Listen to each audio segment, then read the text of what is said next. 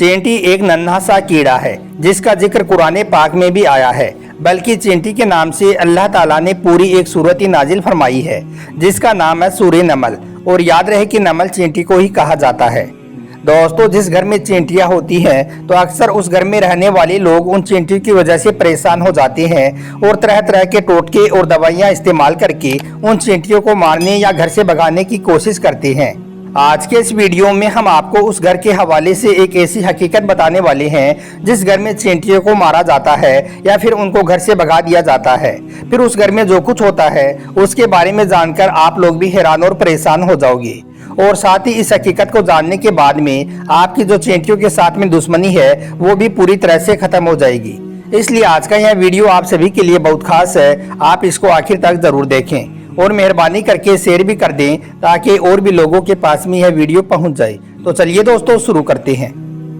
Subscribe कीजिए हमारे YouTube channel star गुरु को और दोस्तों इस बेल आइकन को दबाना ना भूलिए एकदम लेटेस्ट वीडियो सबसे पहले देखने के लिए। दोस्तों, कहा जाता है कि चींटियों की भी बस्तियां हुआ करती हैं और उस बस्ती में एक रानी भी होती है जो सिर्फ अंडे देने पर मामूर होती है। बाकी सब चींटियों के पास में अपना अलग अलग काम होता है। उनमें बहुत सी चींटियां ऐसी होती हैं जो बहुत मेहनती होती हैं, वो हर दम काम करती रहती हैं, वो किसी भी काम को अधूरा नहीं छोड़ती हैं। कहा जाता है कि चींटियों को बारिश तूफान आने का इल्म पहले ही हो जाता है, इसलिए यह बरसात के आने से पहले ही अपने खाने का सारा सामान जमा कर लेती हैं। और यही नहीं, चींटियां आपस में एक दूसरे को खूब पहचानती भी हैं और आपस में बातचीत भी करती हैं।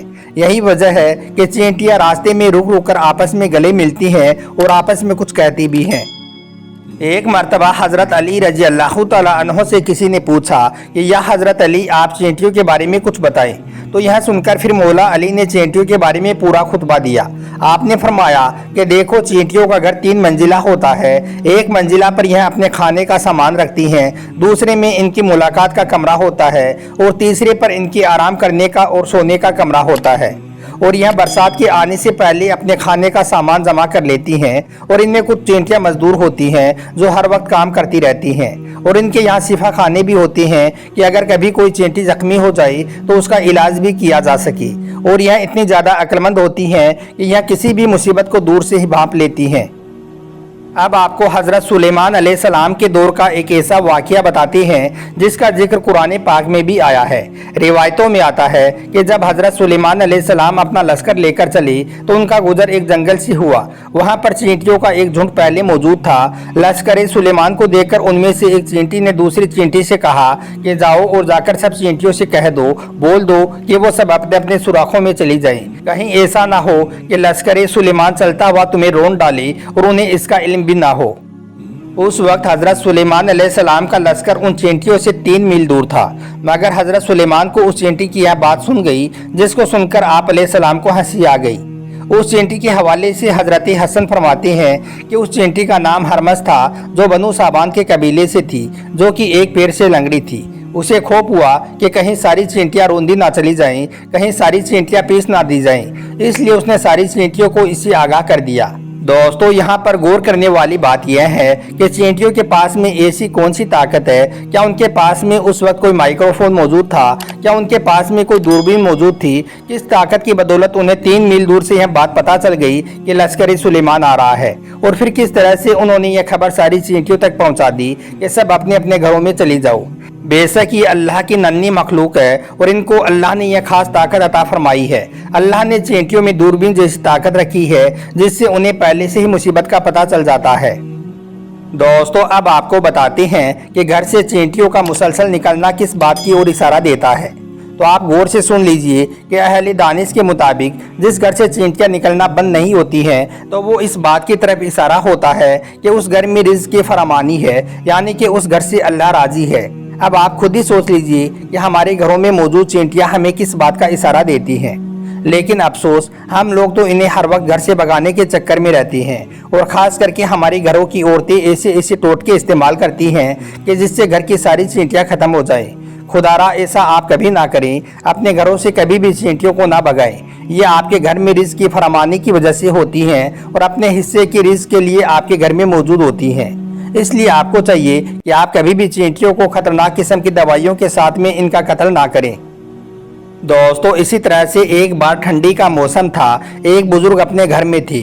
उनके पास में घर में कोई भी लिहाफ नहीं था, यानी कि उनके पास में ना ही कुछ बिछाने के लिए था और ना ही कुछ ओढ़ने के लिए था, और कड़ाके की ठंड पड़ रही थी। बुजुर्ग ने देखा कि उनके घर में चावल की एक खाली गोनी यानी कि एक खाली बोरी रखी हुई है।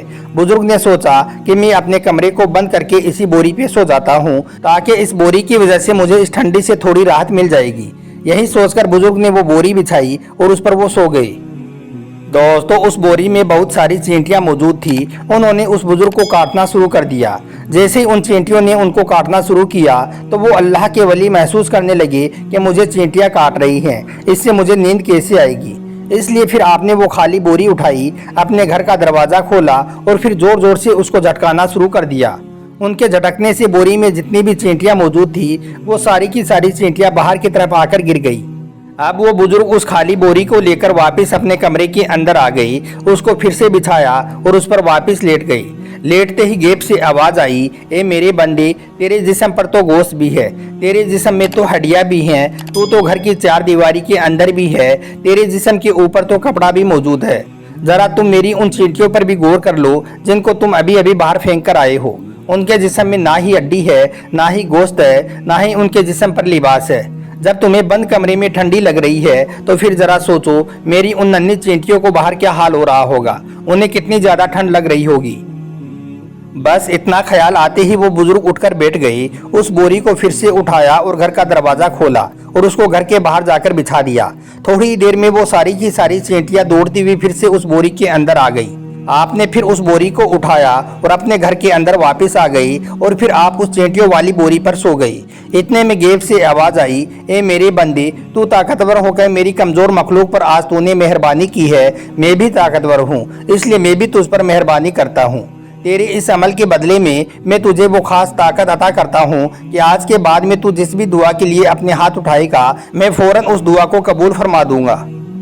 दोस्तों इसी तरह से तारीख की किताबों में यह जिक्र भी मिलता है कि एक मर्तबा हज़रत सुलेमान अलैहिस्सलाम रास्ते से कहीं जा रही थी कि इतने में आपने देखा कि रास्ते में एक चींटी उल्टी लेटी हुई है। उसने अपने पाँव आसमान की तरफ किए हुए हैं और वो अल्लाह से दुआ कर रही है, ए अल्लाह, हम भी तेरी मखलूक हैं, पानी बरसने की मोहताजी हमें भी है, अगर पानी ना बरसा तो हम हलाक हो जाएंगी। हज़रत सुलेमान अलैहिस्सलाम ने चींटी की इस दुआ को सुनकर अपने लोगों में यह ऐलान करा दिया कि चींटी की दुआ की बदौलत तुम तक पानी पहुंच रहा है, लिहाजा तुम लोग चींटियों पर रहम करो।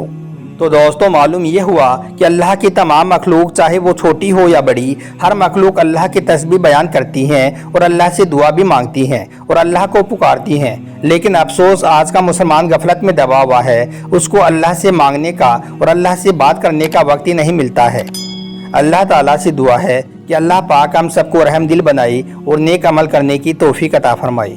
आमीन, अल्लाहुम्मा आमीन।